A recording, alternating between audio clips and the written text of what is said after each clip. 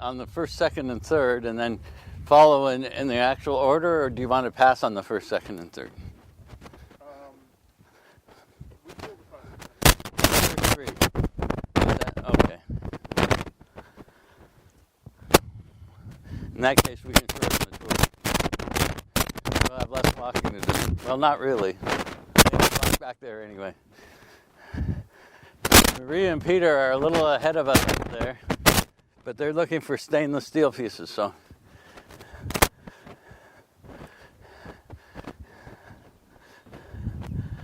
This wonderful flower is an azalea, which we think grows wild in Oregon. It doesn't seem to be another azalea like this in the world. So, yeah, it's really beautiful. It smells great too. It used to be this tall, but it died back, and we managed to save it. Very unusual. There seem to be wild azaleas there. No. At least not the end of horticulture. Not the end of horticulture, anyway.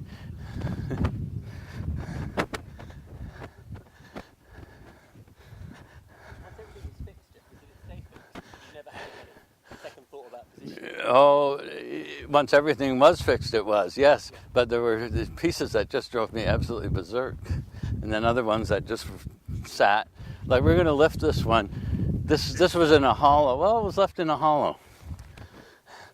And what happens is the land is extremely elastic and plastic. It moves around a lot from the winter. So that things that are plumb lose it. Well, it's like old graveyards, where the stones all fall over. So, Jeffrey, when you get the stones, you get the core 10 in sheets? Well, here, come and look.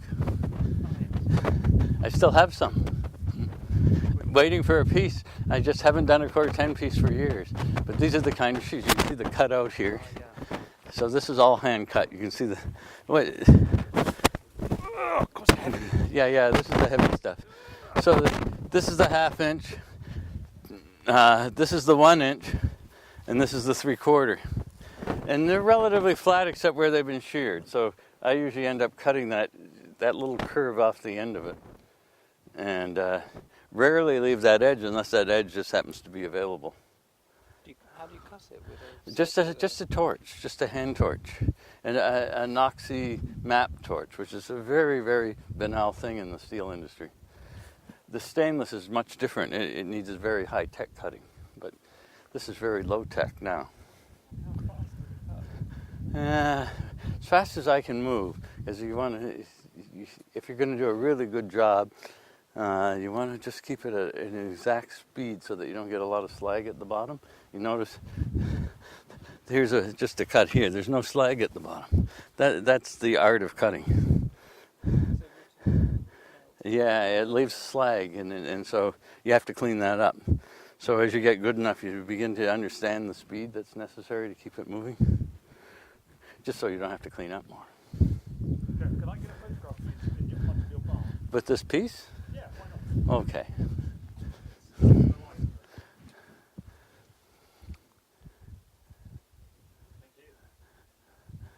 There are very few pictures of me, if you notice. Yeah. That's something really good. Yeah, it's going to be. Its location is going to be fantastic. So this is. But in front of the barn, it looks good. That's the part that. John was saying he got 8x10 sheets of steel for the new series. Just one sheet was that long. The rest were 4x8, and it wasn't. No, it was 4x10. Okay, 4x10. Yeah, it was an extra length. How does the stainless steel arrive when you It arrives as, well, I can't show you unless there's a piece out here. There might be a piece out here. It just arrives as plain pickled, gray pickled, like that. Looks like concrete, just gray pickled, nothing. You actually have to bring it to an emerging state. Yes, so these are leftover scrap. Here, these pieces, they used a process called rotobraiding. I was sandblasting my own, and you can see how strong that mill scale is on core 10, and that's the antioxidant stuff. So that's it's oxidized, and this has been out here for maybe 30 years, and it's still got the mill scale on it. Where I cut, the heat, it was heat affected, and it sort of just shattered because it's very brittle.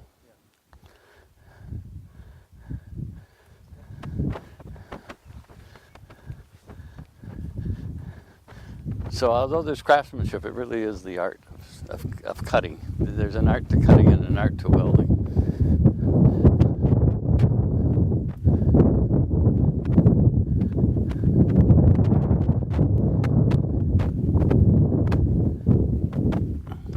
So where we're going to start is on the fourth piece.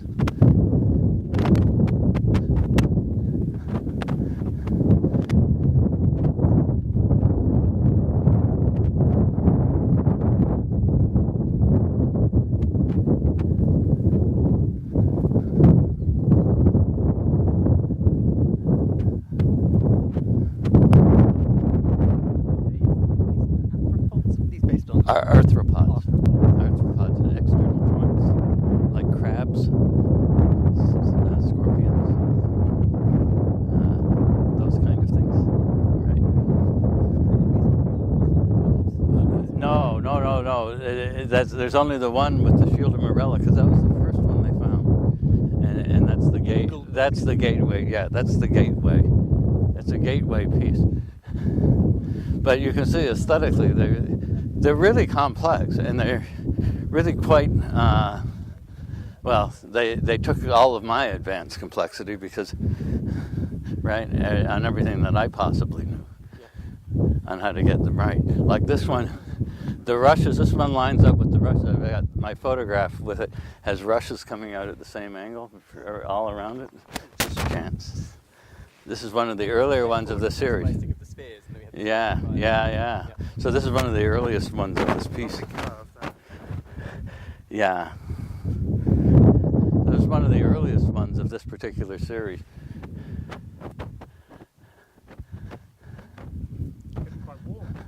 Yeah, that's the whole thing that's so strange, and how fast it changes.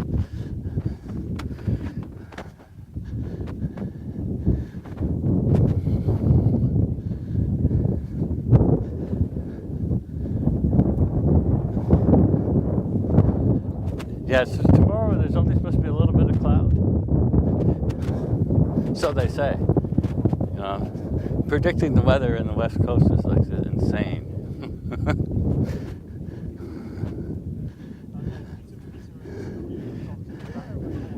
Yeah, they're yeah.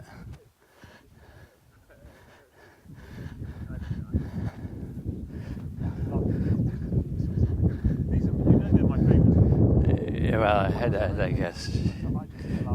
Yeah, I can't have favorites. No, I can't. I'm not allowed.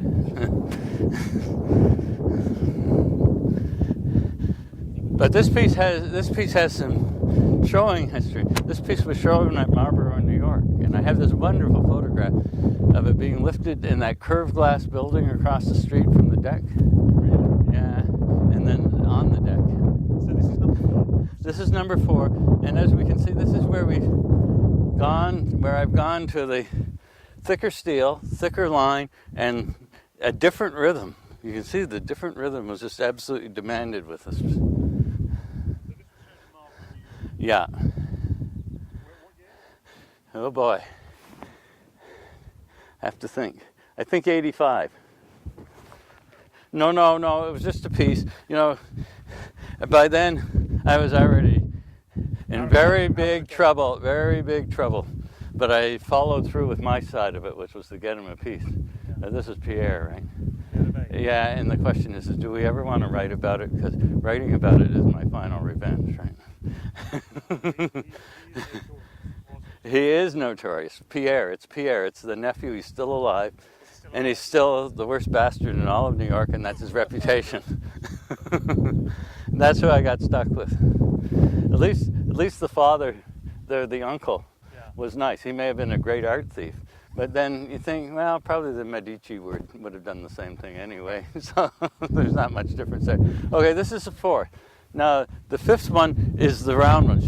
Should we see it in series, or are you willing to skip? We can skip. I think Which way is it? The one all the way down there? Yeah. And then where's the fifth one? Where's the sixth one? Sixth one is down here. There. Yeah, as you can see, as this unfolds, this one has no roundness in it. You see the fourth, then the actual full round curve happens in the fifth. Oh yeah, we saw that one yesterday. Yeah. So we can probably Yeah. afford to. So this is the fourth one in the series.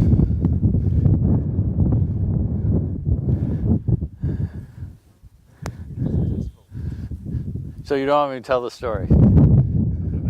Yeah. What?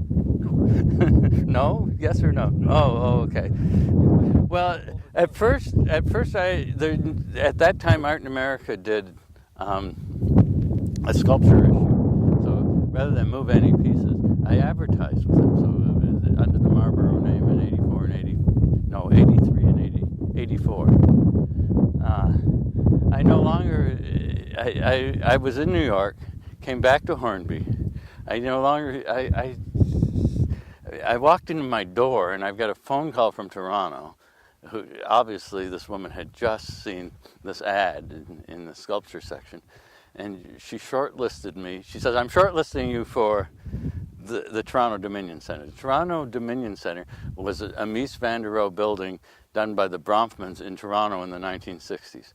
In Canada, in the late 1960s, they decided that when a new building was built, that they would have to spend a certain amount on sculpture and art, Canadian art. Canadian, I better put that in big letters, Canadian art, with these buildings. Well, Mies would have turned over in his grave. Luckily, he was dead. So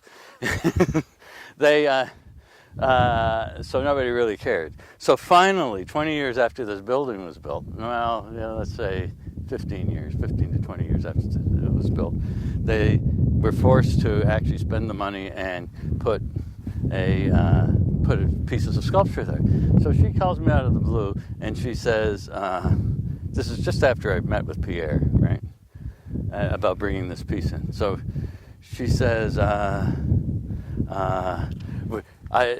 on the committee. This woman who I knew who worked for Marlboro in Toronto, and my wife worked there, she said, I've shortlisted you for the sculpture for TD Center. I had no idea. This came completely out of the blue. I had no idea that I wasn't even interested in commissions, but I was interested in the Bronfmans because there was a problem that I had.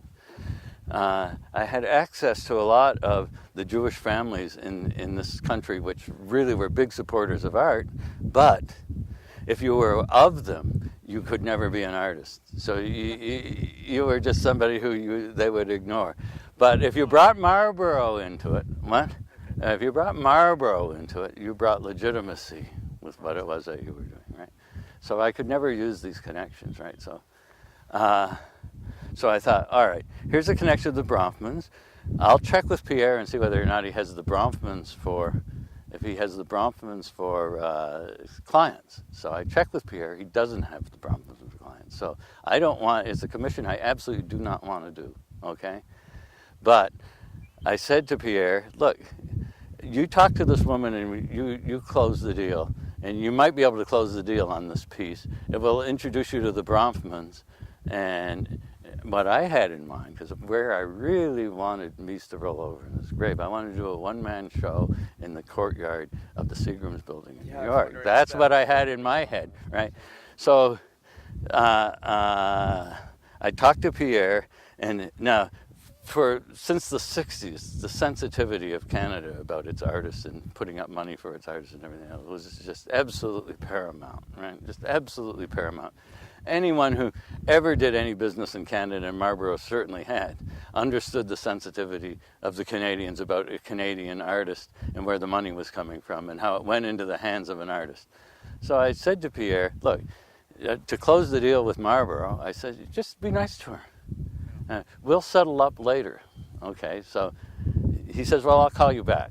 So he calls me back about 10 minutes later, and he says, I spoke to her, and I told her I want my 50%. My whole future went boom like that.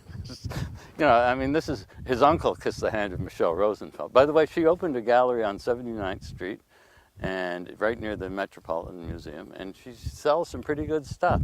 but she doesn't know anything about art. I can tell you that. In any case, this was it. Where do you go from here? Marlborough had the only space in New York that could actually show this work, right? And here I am dealing with a complete and utter moron, right? All he had to do was be nice to her. Didn't have to say anything. Anyway, I knew from that point on it would be terrible, but that's not the end of the story.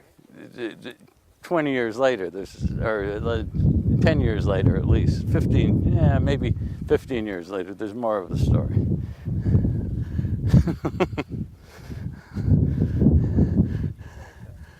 Well, a sculptor friend of mine and I opened a small gallery in Chelsea in New York. We called it Two Sculptors. And what we found is it had all to do with recognition of peers. Artists wanted to show with us as well as the dealers wanted to show with us. And it was a small little space, but it was beautiful little pieces like the Caro. Oh, Caro came down. We no sooner opened our doors there than Marlborough opened their Chelsea gallery 2 short blocks away. Yeah, there's those short New York blocks. We were at 6th and 18th, and this was like, I think, at 20th and 7th, something like that. Maybe even 19th and 7th, I think. That close. So Anthony Caro was doing a one-man show there. Those are Siberian irises. Aren't they beautiful? Yeah, those are gorgeous.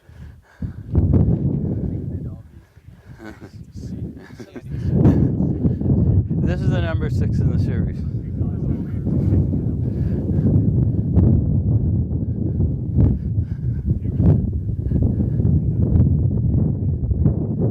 No, by now 84, maybe 85. Is there a date on it? I don't remember if I dated these or not. Sometimes I dated, sometimes I didn't. But all of these came to fruition around 85 because I did the show in Chicago in 85, and this was part of that show. So good. Yeah. I love that set, the double curve. Yeah, all right. So now you're seeing how step by step you move into something new that you've never done before. So, you know. So what's the innovation in this one? Well, the double curve, back curve. to here, and the curve and the circle, and yeah. So that's the innovation in the piece itself, and then I go away from it again, and then I come back. So I think this is my favourite of all your pieces. Well, I took a number of photographs of this last It does photograph beautifully. It's that double curve. It's Yeah. so good. So. How much do you think this one weighs? This one's probably as much as any of them, which is about 4 tons.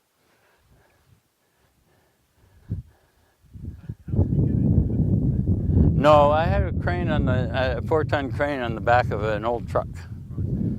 So then it just hasn't been running because it's propane, and I haven't really needed it. I can move these with a backhoe. I don't need a crane.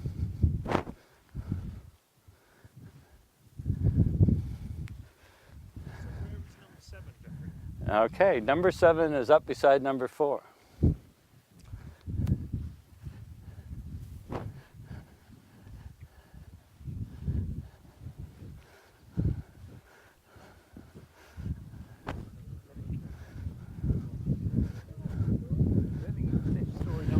No. So it was a wonderful little gallery. It was absolutely beautiful. It's called Two Sculptors, and we did nothing but historical shows, and we could get them. People loved what we were doing, loved the gallery, obviously loved the work, right? So we did an incredible number of shows in this period of time between 1996 and 1998, and we sold nothing. It didn't matter how good they were. They weren't even that expensive. You just couldn't sell sculptures to save your life at that point in time. So, but anyway, Anthony Caro came down. Well, these weren't at any scale. These were all things that could fit in a New York apartment. Well, the space was like, what, 1,000 square feet or something. It wasn't much. So anyway, Anthony Caro came down from Marlborough to our opening, where we had a really good relationship with the guy who was running Marlborough in Chelsea, and he really liked what we were doing. And he had the title of president of Marlborough in Chelsea, so we thought, maybe we can patch this up, right? So he gets us this little Anthony Caro, and it's a beautiful little silver piece. It's about this big, and it's a really, really gorgeous piece. I love that piece. I wish I had bought it. So Sir Anthony, he was Sir Anthony by then, came down, visited the gallery, loved it. So I wasn't there because I was working here, but my partner was there.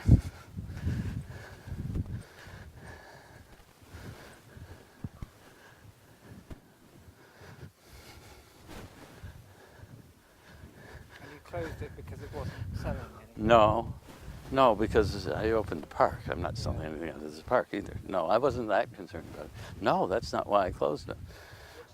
This guy and I had been friends since graduate school. He talked me into going to graduate school. And so we had 30 years, as friendship, really close friendship. And the gallery was set up as a live-works situation, so it had a little small apartment which he and his wife lived in. And he could work, his gallery was in Dumbo. He was in one of the early people into Dumbo. So he had this place to live, and I could work here. And so we had this all down, right? So we kept doing these historical shows, and I came up to wanting to do, we each decided that we would do a historical show that related to a single artist. So he talked to Marlborough, and he really liked Marisol. So he had Marisol and Leonard Bascom. He liked Leonard Bascom too. So he got them in his show. Like he's the president of Marlborough, Chelsea, gave him the work, right? So I was trying to get some David Smith pieces together with the David Smith family, and I just couldn't do it. We just couldn't get the David Smith enough for the show with me. But the president, when we mentioned that to this guy, the president of Chelsea, Marlborough Chelsea, he said, well, how about Anthony Caro? Well, he's not quite that, but why not? And a Caro Rubinoff show would be really a nice thing to do. So I said yes. So we thought we had this commitment. And what this guy did is he just split this friendship and partnership right down the middle. Pierre LeVay. Finally, in the last minute, it's in 1998, where Don has his show up, so he has a Marisol Bascom show up with his work. And so I said, well, has it been cleared yet? And the guy from Chelsea said, no, I just need to clear it with Pierre. So he gives it to Pierre, and this was like, I knew Pierre was already planning this. This was a perfect opportunity, because what he said was, not with that artist.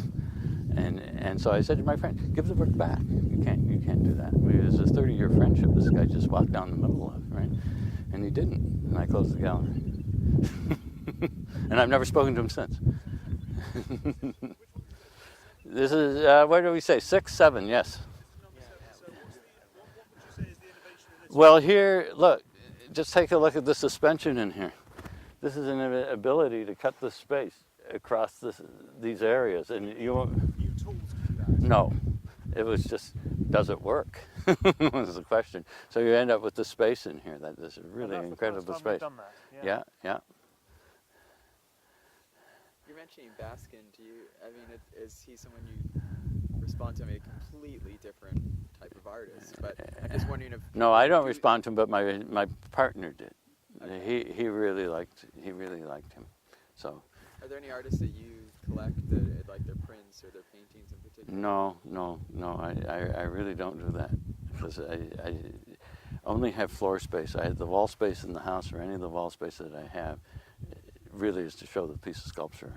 Like it just does it. So everything's a sculptural space. And it's really hard to hold on to. I have Von Nevels, he's the artist who comes. I have a couple of his, like in a bedroom and other things like that, but nothing in the living room or out front. And a couple of my things, which I gave to Betty. But a couple of them sit in the bedroom and a couple of them sit out in the kitchen. No, I just can't. There's no space. Yeah. I realize that collecting anything from anybody, I have no place for it, right? You can see, even the building doesn't loan itself to. There's no wall space in it. The big wall that's there, it's an architectural wall. If you put something on it, you're just going to destroy it, right? Shall we go through number 8? Well, let's see. Did we walk around this piece? Oh, okay.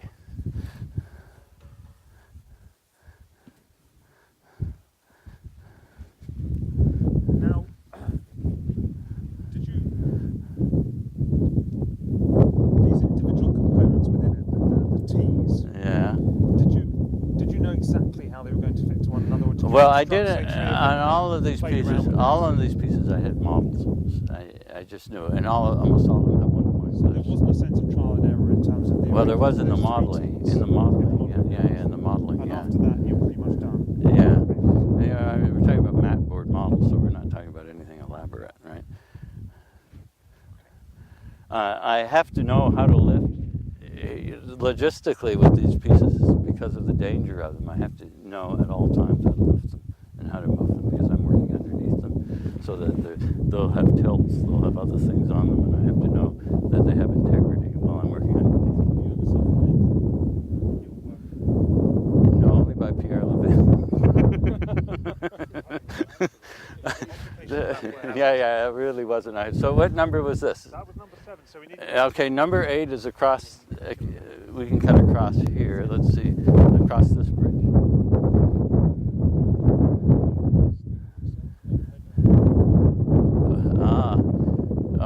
You're asking a technical question. The answer is I can bend up to a 1/2-inch plate with hydraulics. Okay. Yeah, with hydraulic pullers. So what those are, the 1-inch plates, are laminated, and so they're cut with a groove in them this way. Then the next one is folded over, and then they're radially welded so that it fits the texture of the actual hand cutting.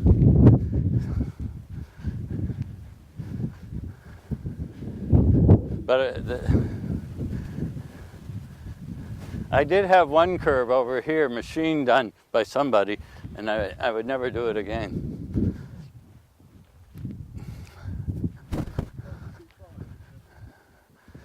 Well, you can't curve it too far because you're using the bottom plate. The way it is you set it up like this, and then you find the center where you put the center of the plate on, and then you pull the plate down to the mold. And you keep welding the whole time. Each time you get a closed space, you put some weld on it and hold it. Do you know how many materials it takes? It's whatever I've designed. It better bend through. I'm in trouble.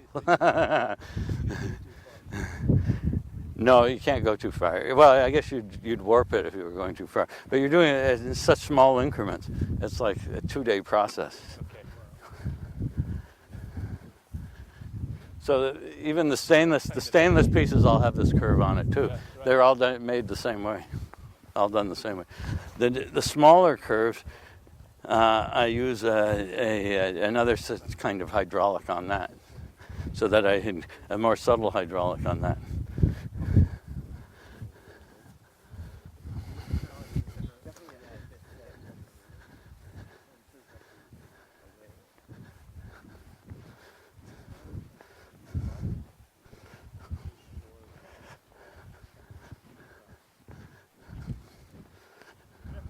Yeah. Do you ever consider letting the grass grow longer and having a sort of wilder aesthetic? Yes, but then it gets really hard to walk through. Yeah. Yeah, I used to love that. I used to love it about this tall. But the older I get, the more I drag my feet, and the more exhausting it is to do the walk. You could have part.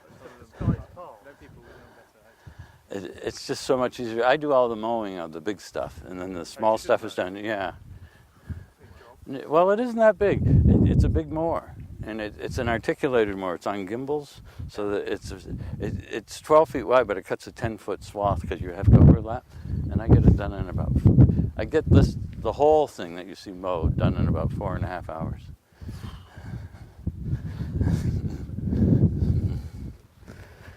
So it looks really serious, but I just imagine a lot of high school students out here. yeah, pushing mowers. Summer job.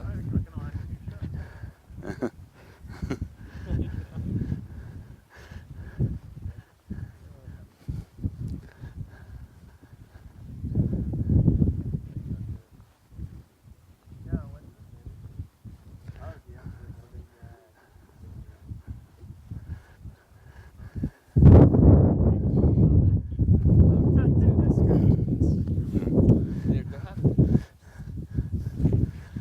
Some of the complexities are just plain complexities of aesthetics, right? Doing something that I've never seen before. Yeah. Right? Is the little what's new in this one? Those sort of Well, I usually don't cantilever. This one's got a huge cantilever, This is the number biggest 8, piece. is it? Yeah. But if you look at the way that this arm slices this piece in the spacing, that space becomes extraordinarily important where that rising section comes through there.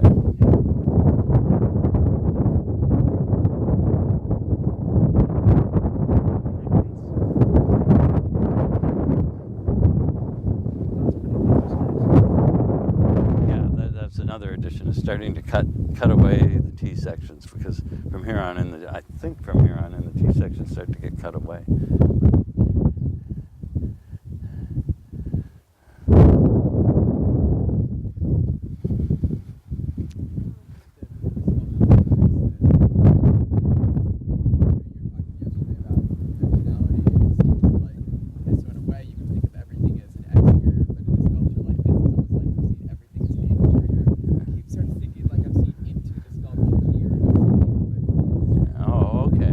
So that's really good. So that it's the idea of the negative and the positive space and how they vibrate together and how they actually do work together. So that's the whole level, I guess, is of this particular series. And most of what I do anyway. I like the gradation here. Yeah, you can see. Again, these are just areas of complexity, but one thing is that at this particular stage, these are all the same length. And so what we'll watch over the next part of the series is the length of these will stop as the rhythms change with cutting away the T's. So it's like, okay, not quite yet. So we went to the top of the hill there, but we really didn't look much at that piece. Do you want to go over there? That one is number 9. Up in the corner over there. Okay.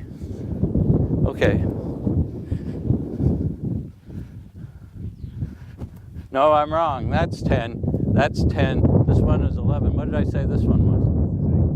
This is 8? Well, that's what I thought it was. No, I've got my numbering wrong.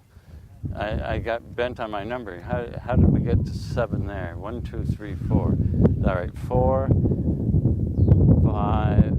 4, 5, 6, 7. This has got to be 8. Oh, okay. So 9 is up there and 11 is up there. So 9 is up there, 10 is down here. So should we do 9, 11, and then do it to 10? Sure. I could even have this wrong, but As long as we do the one. but we're close. We're close. I never did number them. These ones had names at one point. Jeffrey, I think your core 10 work is extremely successful. Why have you not used it for the material for so long? I like the mix here of the reflection of the light with the pieces, so that the composition within the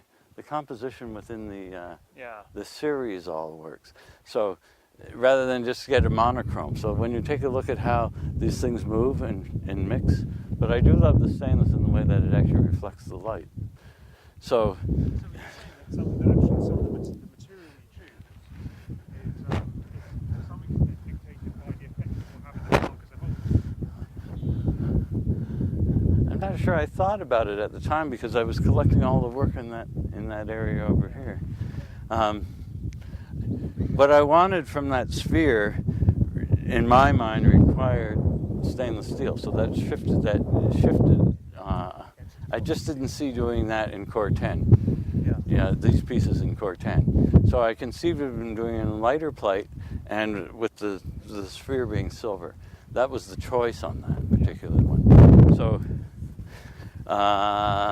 that's how I made the choice. Is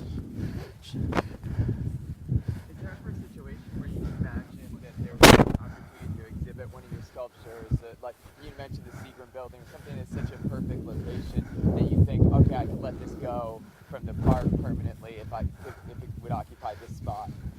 Now I'd have a real hard time with that. Yeah, no, because what happened, once I closed off, after 1998, and I closed the gallery in New York, I came back here and I did the first time, which I would never do up to that point. I moved the pieces out of those fields because I knew that once I located them here, they wouldn't move again. Yeah. And I purposefully kept them for showing all in that field. So there was a time when I would have made that compromise, and there was a time when I knew once I put them in the field, if they rang in, and these pieces all rang in. Yeah. Yeah. Look, the piece that I sent to Marlborough, even at the time, was in a shitty spot. It's down near the other house, or where the house used to be. And when it left, and it went to Marlborough, and here everything was sort of this crowning thing, I felt like I had lost a tooth. There was a gap in my life. In my whole life, there was a gap. And I kept feeling it every day. And I thought, boy, is this worth it? But then I sold a bunch of pieces. I had a collector who came about the whole cross-section of the work. Will you stipulate eventually that the arrangement must remain as you placed it, or will you leave flexibility 50 years from now? That's really interesting. One of the problems with the West Coast is nature takes it all back. So if you don't keep it mowed, you don't keep it open, nature just swipes it back. Like this used to be plain. This used to be fence post to fence post, right down to the road, and that's only 40 years ago, right? So when you talk about 50 years from now, if it isn't maintained the way that it is, you won't even find the pieces. Right.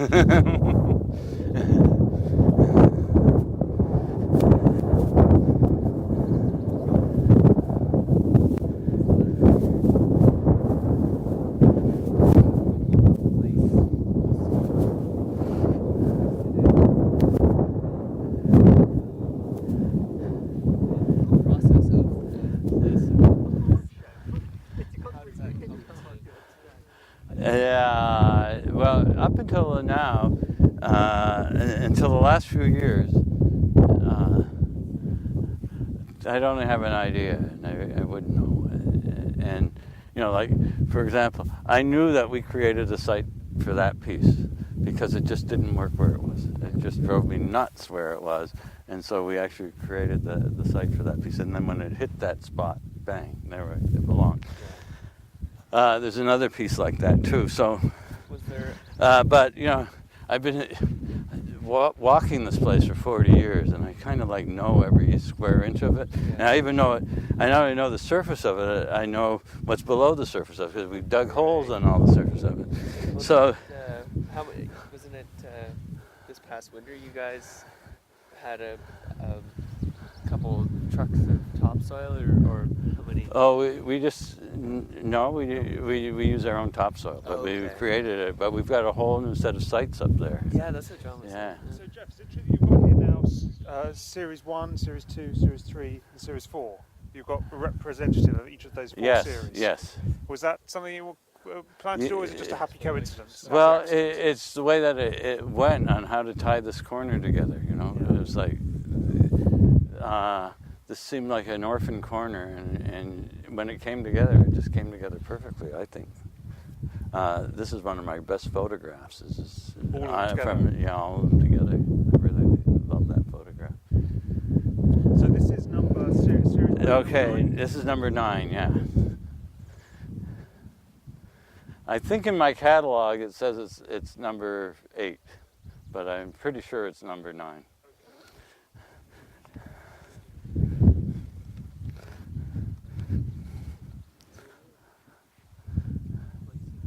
Was there a time when you felt as though the placement of a sculpture wasn't where you had felt it should be? Oh, this one? Yeah. Sometimes I'll move them a few feet. This one plunked in, but this one arrowed up to true north. It arrows right up and closes true north, which is there. So there's 23 degrees off the mountain. And so I like the fact that it did that, pointed right to true north. So that's the spot. Yeah. There it is. It belongs there. So Series 9 is more cutting away of the ridges, is it? Well, I don't know. I never did this piece before. Yeah, I never did this piece before. That's right. There's some changes in it, but I don't know. Yes, that's what I was going to say. Yeah. The problem with this was that I would design a piece that I had never seen before. So that to me was the innovation. That's the truth. That's the innovation. the cutting away and changing those things is just so much of what happens is what does the piece demand? That's always the question, is what does the piece demand? And so you find yourself pushing part of the piece and doing this and doing that. And that's one of the aspects that goes back to the earliest question about craftsmanship, because I had a friend ask me, how do you know when you're done? And I said, well, the piece tells me that, because you finished what the piece has demanded. That's number 11. Oh, yeah, we're seeing 11, then we get back. Yeah. All of us have created paintings that we enjoy. Interplay between craft and art. Would you say that the art is about the completion? Yes, it's about perfection as Yeah. completion. And that's the most important thing, because that's a moment. The piece contains that moment, because if it was perfection itself, you wouldn't do any more. So until that moment, it's a craft. It's the process. Or is that No. The process has to serve the completion. Okay. So But that's all that it does. And see, that's part of the problem with craft, Yeah. is that it never ends. You know, how many coats of paint are you going to put on? You know, is that enough? No, that's not enough. How much grinding are you going to do on a piece of stainless steel? Is that enough? No, that's never enough. The piece has to define its end. So that's Right. that's your. Yeah. So you're only going to put in as much as you can to finish the piece. I love your negative, positive space. Otherwise, you'd work on the same piece your entire life. Yeah. Yeah, and there are guys who do that. I know. And they never get there. They're so worried, because if they ever get there, they're afraid they're going to die, right? Yeah. So they work right up to the time that they die on the same piece. Yeah, And it's got a bit of a sort of lollipop form. a lollipop Oh, form. this is the slim thing. Oh, okay. Well, you can call it that. If you want to insult the piece, you can call it a lollipop form. What's that sort of cocktail thing? You know this thing you stick in cocktails? Cocktail stirrer. A swizzle The stick. swizzle stick. Oh, okay. Insult the piece. Insult the piece. See if I care.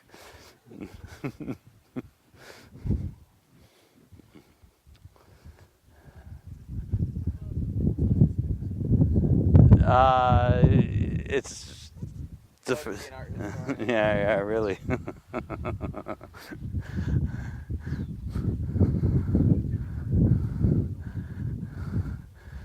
By the way, there's a lot of complexity that's built into this, like the way this actually changes and how it actually forms that particular shape.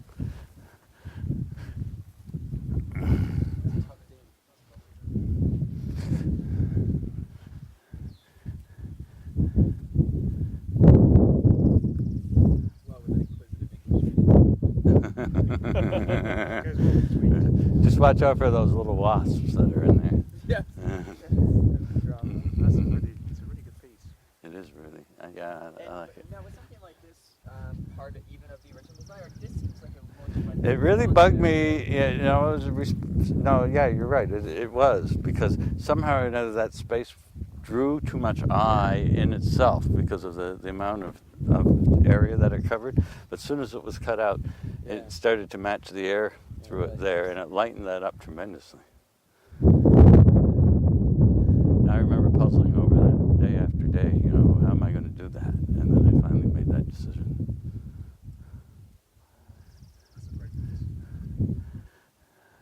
No. Oh, by the way, you can see that this is starting. These are starting to now change their size, right? This is where things are starting to fit a little bit differently, rather than being dictated by a given geometry.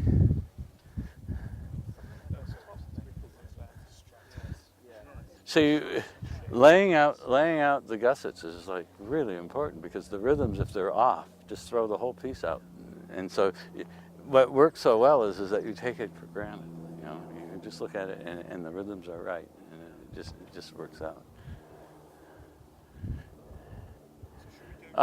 That is a submarine chaser. That is an Orion by Lockheed. Several $1 billion. Is that from Comox? It's from Comox.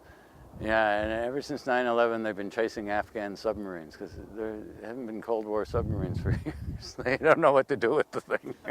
What's it doing around here? It's stationed at Comox. They claim they're looking for pirates now and illegal immigrants, but I don't know what they do. There was a year in the Cold War where it was fantastic. I had them photographing me and me photographing them. They were photographing the work and I was photographing them. Really? Yeah.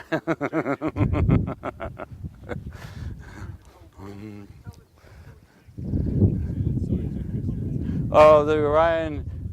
I think it was before the Orion was an Argus. I think so. It would have been the Orion. The Orion they instituted about 1978. So I've got a picture of them photographing me, me photographing them.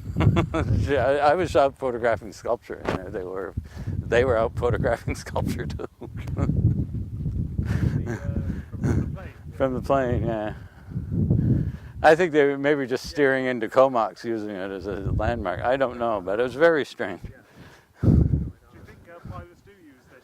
I have no idea. I have no idea. I mean, you can see it from the air pretty easily. It must be one of the most recognisable landmarks on the island. Yeah, oh yeah, Park. and the barn. No, I mean, And the barn. within a school of thought, clearly, but I think it's really important. Now, what's important is how to build that advanced aesthetic into these small pieces is really a very critical thing. So, and each one has to be different. Each one has to be raised differently. Each one has to have a different statement. So shall we go and do number? Is the last one 11? no, there's 16 in the series. So where are we? We've done 11. Okay. Okay, so in order to do 12, we go over to the barn, but if we want to do 13, we can do it over here. So I think. So wait, 12's over there, 13's there, Yeah. and where are 14, 15, 16? 14 is down at that end. It's that piece that you can see through there. Well, no, we didn't spend any time with it at all because it was not part of the early series. So what's our best route to do then? Well, we could go down there. Should we go down there And then we go to the barn and then triangulate back. Then we end up over here with these last two.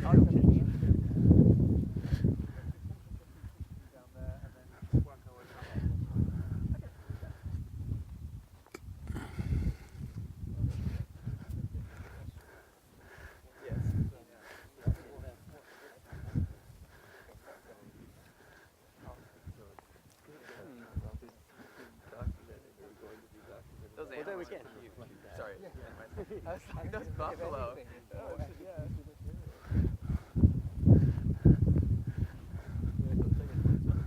Yeah. Yeah, you can't. Wait. Yeah.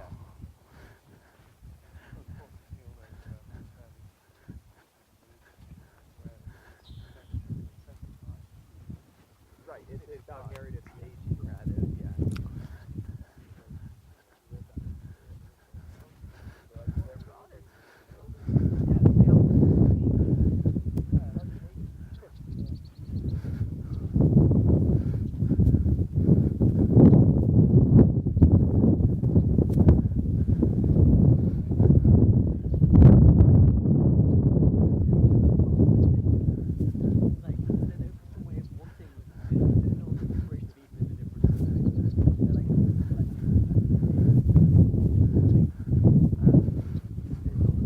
Oh, take a look at this, guys. 19th century. You know what that is? That's a flax flower. Can you believe it? This is just so perfect. Look at the color. The color is just amazing.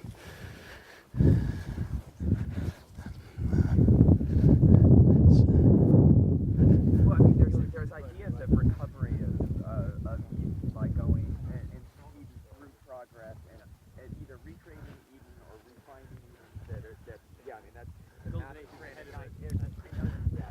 especially early to mid 19th century American theology.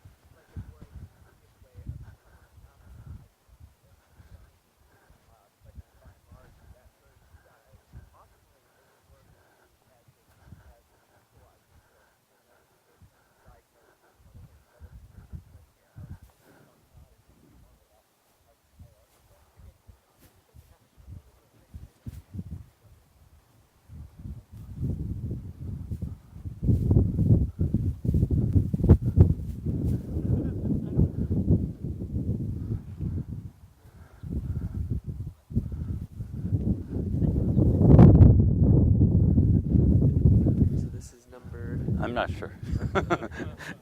We're getting near the end, but I'm not sure. I'll have to look at the one before this one. Okay, well, yeah, actually, Okay. I'm not sure of the order of this one.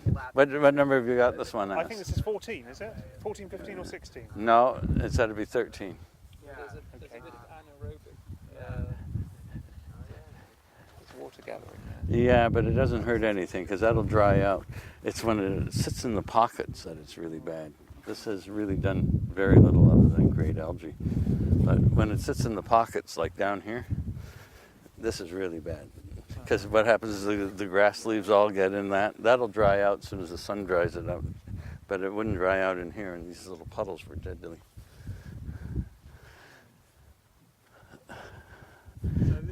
So I'd have to do a little archaeology to see what I've added in here versus the last one. I hate to say that I don't remember the order of them. I used to know it, that I was younger then and had a better memory. But if it isn't, I will find out, because this one adds these several different changes. Firstly, the rhythms will fit the piece itself. This one adds a T section over here, section that I still use. I mean an I section over here. An I section, yeah. And Organic forms. yeah.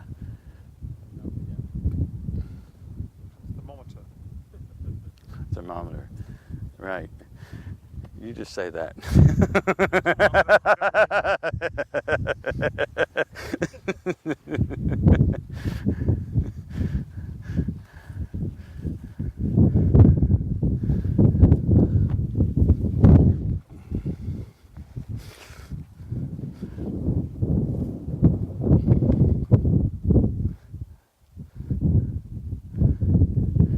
I think what you can see is like we're moving up where you can't go much farther, but there's still several pieces in the series. So,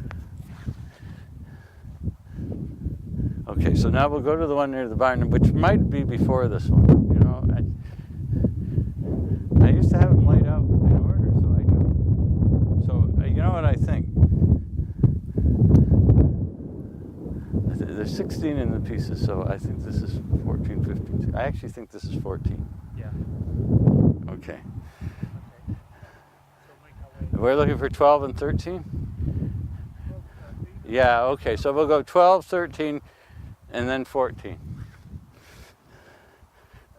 I wonder how I did it on the... I have my catalog online. I think I had it probably in proper order. See, I used to have them laid out so I knew where they were. But this one just didn't work where it was, and when I moved it, it just rang in there, so it found its home. And of course, this confuses me. Does this really matter, really, when you think about it? With a series? With a series? No, the placement in time. Well, these did, because they really did evolve. They really did evolve. I think with series 3 and 4, I think it is important to see them roughly in series, because Yeah. you see how they're unfolding. Well, that's also true of 5, too. That's the truth. But With 5, it starts with a sphere, then the sphere starts to get split and cut in pieces and opened up. this is a lovely point to be the pole.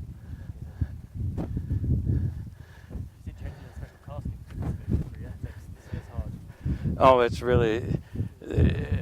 firstly, I needed to go to the sphere.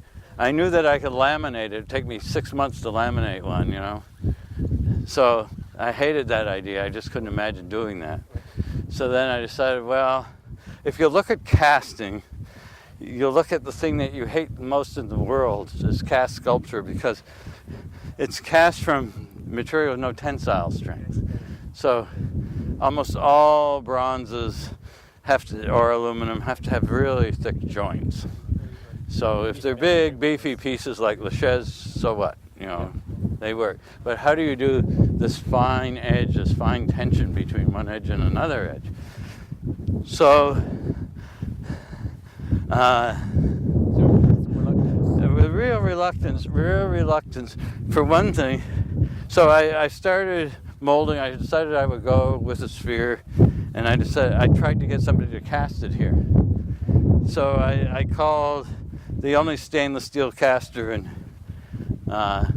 British Columbia, and they said, well, we really don't want to do it, but if we did it, it'd take at least 6 months to get one. I said, oh, all right, that's ridiculous. So I took on the whole thing. So I had the only one-man steel foundry probably in the entire world. So getting that together was really, a huge, huge move. Well, I joined the American Foundrymen's Association, and I ran across a guy. These are the people who love artists, because their whole technology grew out of art. And in fact, the lost foam process was invented by a sculptor recently in 1958. He patented it. And the whole industry is dependent on the lost foam process. The lost foam process doesn't work for steel. Well, it does and it doesn't.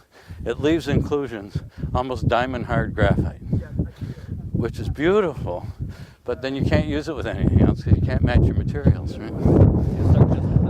Yeah, so my very first casting I did lost foam, had this beautiful inclusion. It was like a planet. I had the pieces out near the building. It's just kind of hidden away.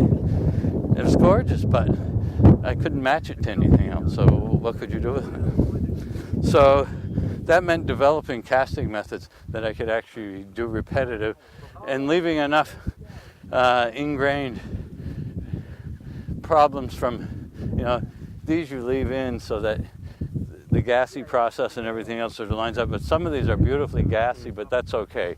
They seem to work very well against here. But each one is like hand carved, and each one is carved after it's ground, right? So they're not. No, this one is not perfectly. It's not. They're not ball bearings. They're spheres.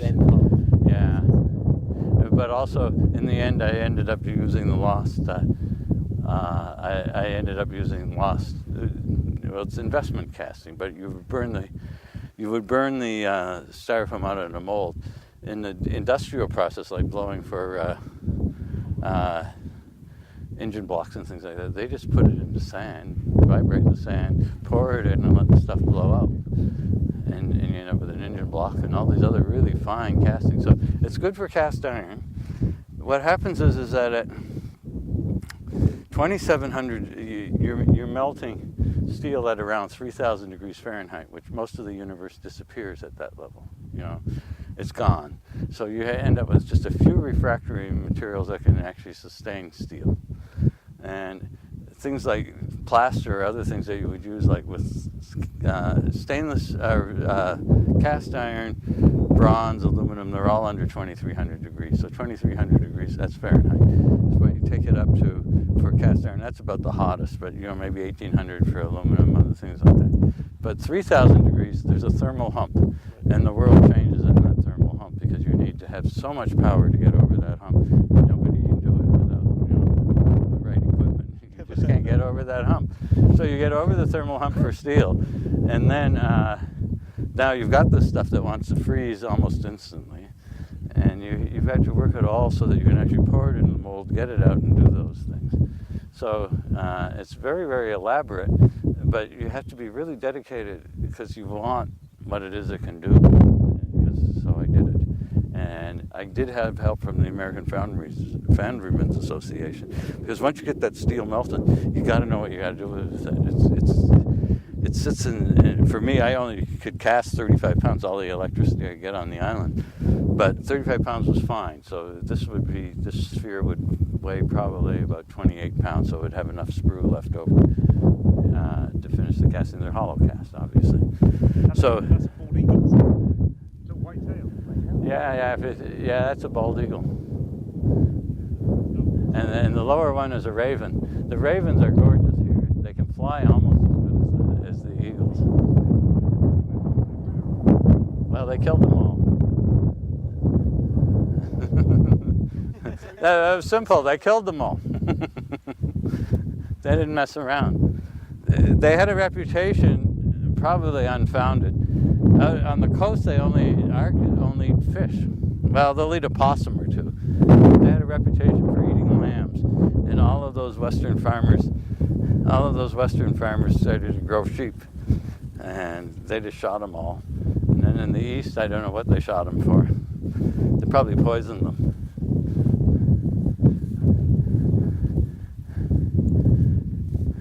And they're really, singer. Red thing on their wings. It's a red-winged blackbird. They're the greatest singers of all. They live on their singing, but they also live on their red wings and their ponds. So they're triple threat.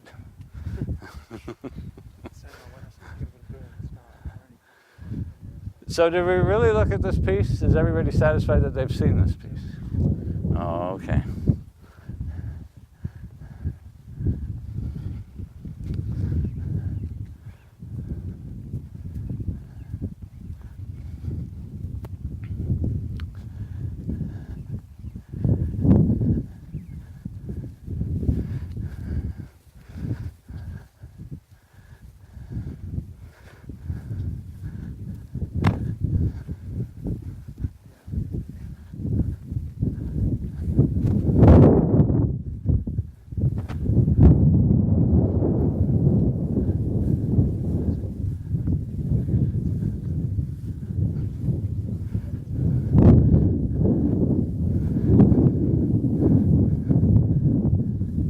So did we finish the conversation about casting? I don't know.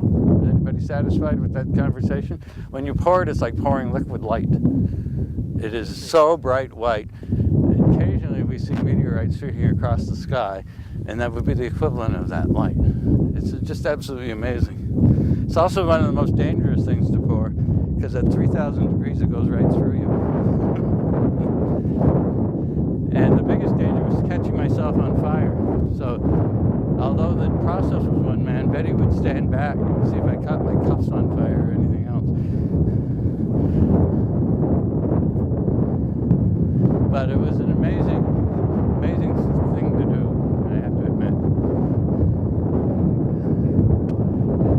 No, actually it doesn't. It doesn't. Well, not that I know of. Nobody complained. Yeah, they had to make a sacrifice. But what it allowed me to do was any shape after the sphere. But the sphere, I wanted to actually do a series of pieces of where the sphere actually worked. And here, this series, the very short series here, of a combination of stainless Encore 10.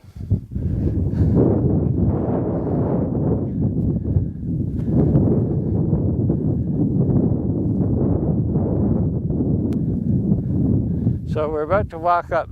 You know, I'm kind of thinking, what number did we give this piece? Yeah, I kind of think it's 12. Kind of think it's 12. Let me see. Kind of think it's 12. Now you, what this series for is you got bigger and bigger, and then you started this. Yeah, quite purposefully.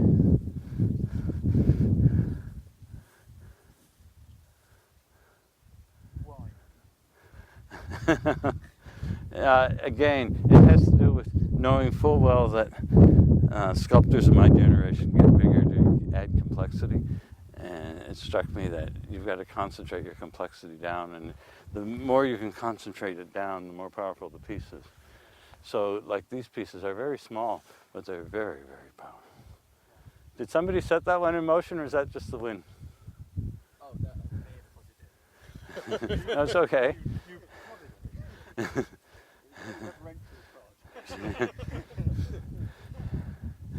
Well, when you're doing the sort of preliminary model in card, does the scale, do you reflect the scale that you intend in those models as well? Only within the piece, so Yeah. they're like this big. So the model for this might be the same size as the model for that.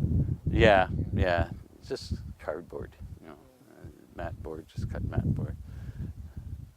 Do you keep any of the models? I have kept them, but they turned to junk after a while. Yeah. And a 30-year-old matte board with contact cement on it. The contact cement starts to look like you're really filthy snot, and the whole thing looks awful. Yeah. Yeah. But he had to turn his over to. See, one of the things that is different between Tony Caro and I, and I have from David Smith, is doing my own work. I know that when you're in the studio, you're going to make changes to that model, and when it's your hand on it, you're going to make the right aesthetic decision. When it's somebody else's hand on it, they're going to say, "Oh, you can't do that," and you're going to, "Oh, well, you can do that." No, you can't do that. I'm not going to do that. Well, these are really edgy things because of the way things fit together, and there are compromises to be made if somebody else is doing your work, and it's somebody else's hands on it. Yeah, it seems like part of that is artistic, and that touch and seeing everything up close in the relationships. It seems like part of it might just be risk as well. It seems like sometimes you say, "No, I think this will work," and I'm willing to try it. Physically. Yeah.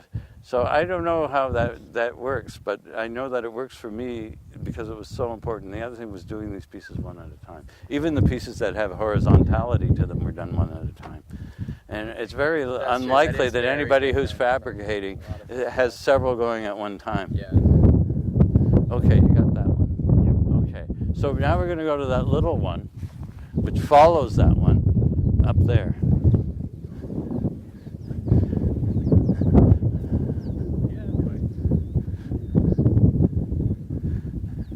It's a combination. These are tree swallows. These swallows only live in trees. The barn swallows have the peach color on the bottom.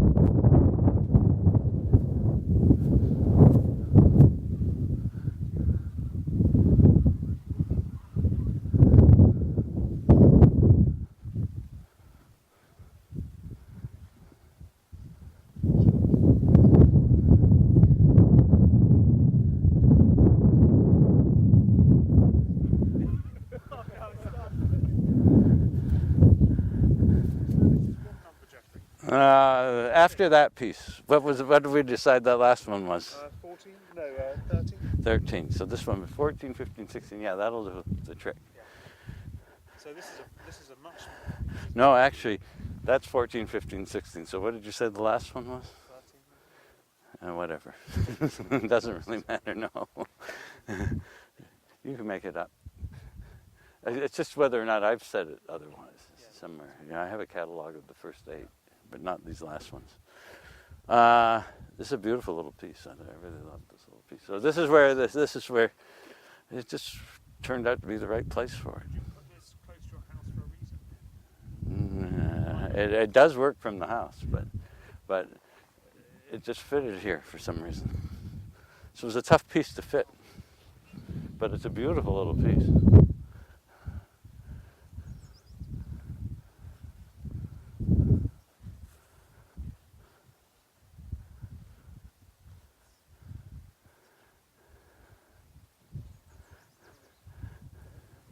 I wish we could see the whole line. You know, there's so much of that lifeline, that European lifeline in the top of those mountains. So that's how I've played the sculpture, the geometry of the sculpture against that organic part of that sense of drawing. And that line is, say, I don't know, 10 million years old. And so you get this top line, and the pieces play against that line, and so you only see it as it emerges, but it's emerging now, and you can see it carries on all through there. Yeah, and it's so much like a life drawing class, you know, just. Okay, so now it's getting easier.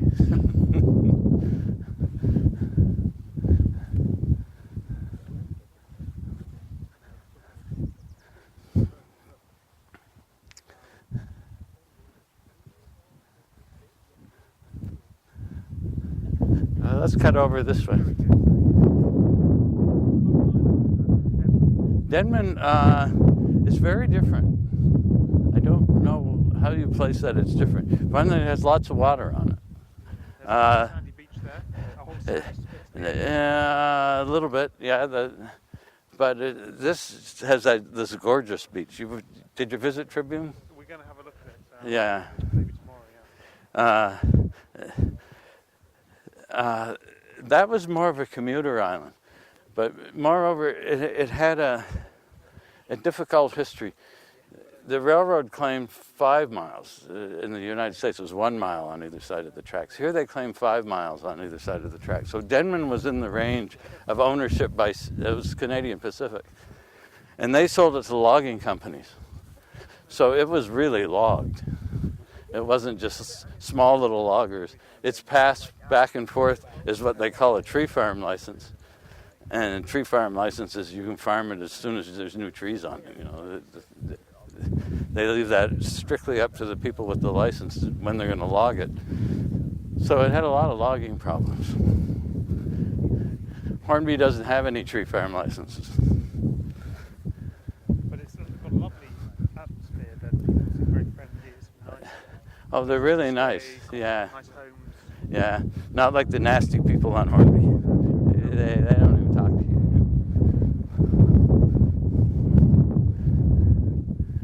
Nothing about the history of this region. Were either of these islands inhabited by First Nation people? Yes, most definitely Denman. Less so here. They apparently fought a lot of battles on this island, but I haven't found any artifacts.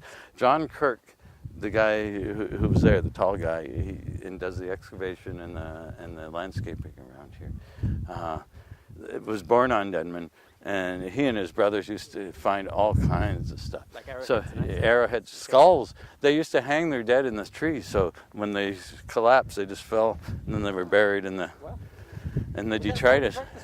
Like dead relatives and dead ancestors, you would just bring them up. Yeah. So there are all kinds of skulls and skeletons. Here, there's a midden or two. Now, what middens are the sort of the garbage dumps. You know, like where you have broken tools, old bones, stuff, you throw them into the middens. Here there were middens, but not, nobody's ever come across a skeleton or a skull, but apparently on Denman there's lots of pieces. It seems so much of, I was talking to Mira about it earlier, just very briefly, but so much of that kind of making of the Canadian artist and the myth of the Canadian artist was partly about how you appropriate that tradition and how far you kind of acknowledge it or don't acknowledge it. It's been this kind of core issue, it seems, in the making of Canada's symbols. Like, I see. do the settlers have the right to appropriate that stuff? Should they not touch that stuff? We appropriated their land. This province was really amazing.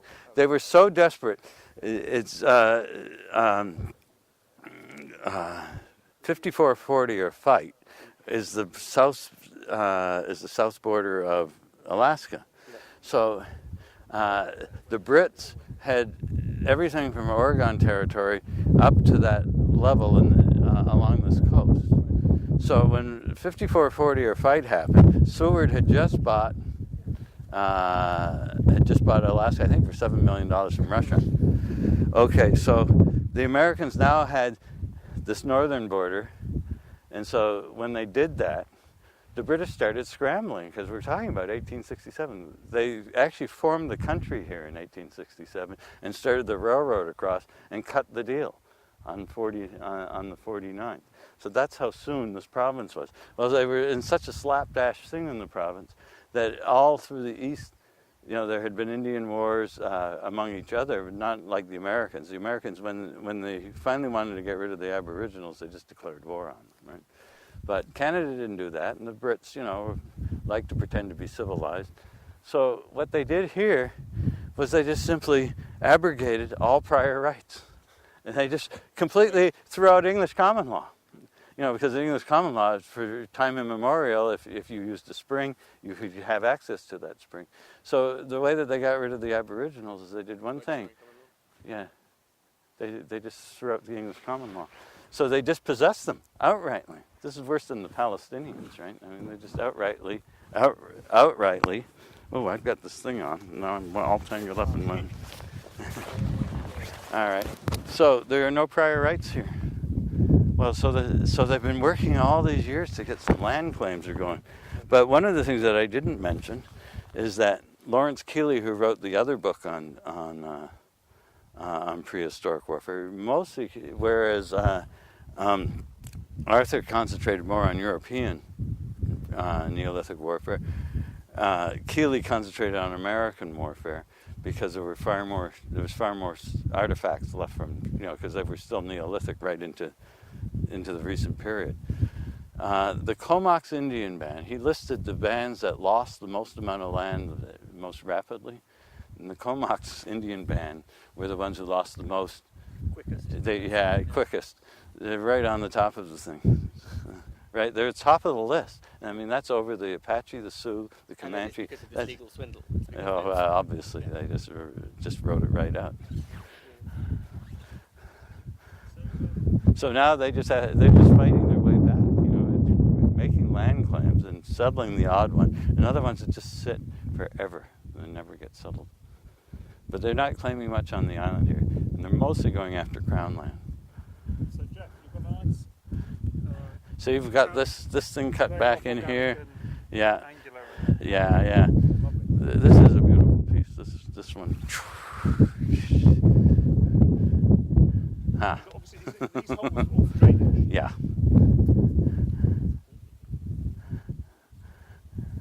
The pieces get ballsier and ballsier. That's really finally what comes out.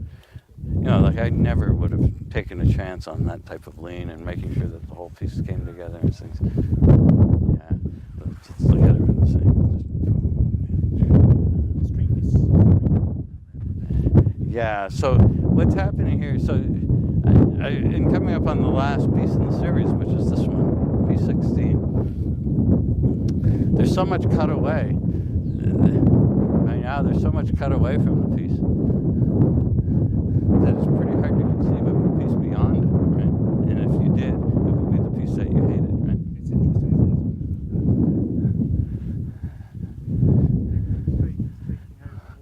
it? Yeah.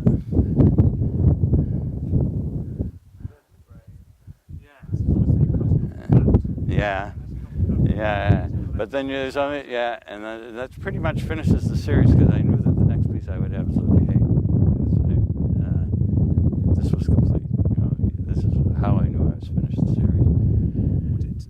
And that's when I knew I had to get the sphere, right? Because this was something that I hadn't got my head around, right? Now, would it be fair to say that maybe Series 3 and Series 4 could be seen as one kind of exploration? I mean, I know they're different series, but they do seem to me, looking at them, to be one developing out of the other? Well, since I've used the analogy of musicians, and all of this time, I'm following the musicians. If you follow the history, well, my two key people are Bach and Beethoven, right? If you follow both of them, their experimentation with form and their experimentation takes them all over the place. The Bach's solo pieces for both violin and for cello, those are very odd pieces, and he will go to very odd places just to do it. And so it seems like the idea of fully developing the art, and this is where not being on the market really works, is that I have the choice, I can move on. And that was the beauty, if I could say, that's the beauty of Brancusi, it's the beauty of David Smith. They don't have an audience, really. And so they can go from series to series to series and keep experimenting.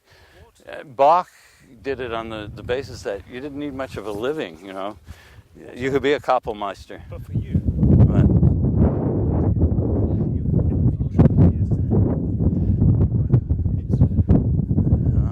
you want it to be for the broad public, children? well, they do come in. But do you like that? Well, I know that what's limited about that is the cost of coming here. When I started the park, probably it cost me $35 for a carload of people to come over from Courtney. Now it's $100, right? And it keeps going up. So you can't expect people to do that, right? So now we have a certain number of people on the island, and this is an art-loving island, and it turns out that Denman is an art-loving island. I didn't realize that they were. And a music-loving island, right? Music-loving and art-loving. And they are really getting a lot out of these pieces. You see this little consistent group of people.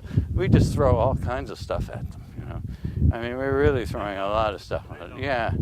So, yeah. Well, I don't know yet.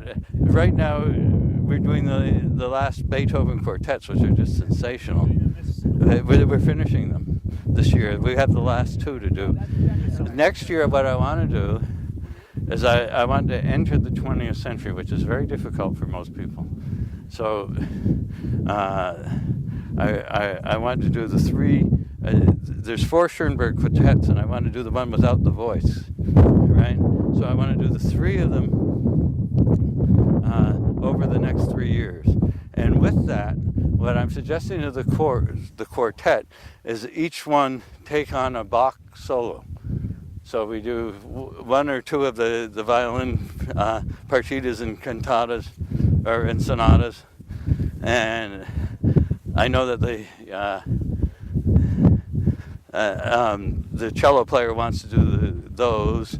It's very hard to find any viola music. But I did find a transposition that's really very beautiful by Telemann. So I want them to do the individual pieces that build up to the kind of counterpoint that Schoenberg was listening to, and then lay it over into the 20th century. And we'll see. I might lose all my audience at that point. The evening concerts, we get about 50, because that's 50 to 60. That's the maximum we can squeeze in. And then in the daytime concerts, we open it up to the amphitheater, and we get who's ever in the park, but maybe 150, 200 people. Wow. Yeah. Oh, look at the lights in that corner of your work. Ah, yeah. Look, the sun is out. Right, well, that's fantastic. Very useful for me. Uh-huh. Well, I didn't tell you the whole story about PR. That's another part. That's something for us over a private. drink. Yeah, that's something more private. But the beginning and the end is right. The middle part is why does he hate me so much?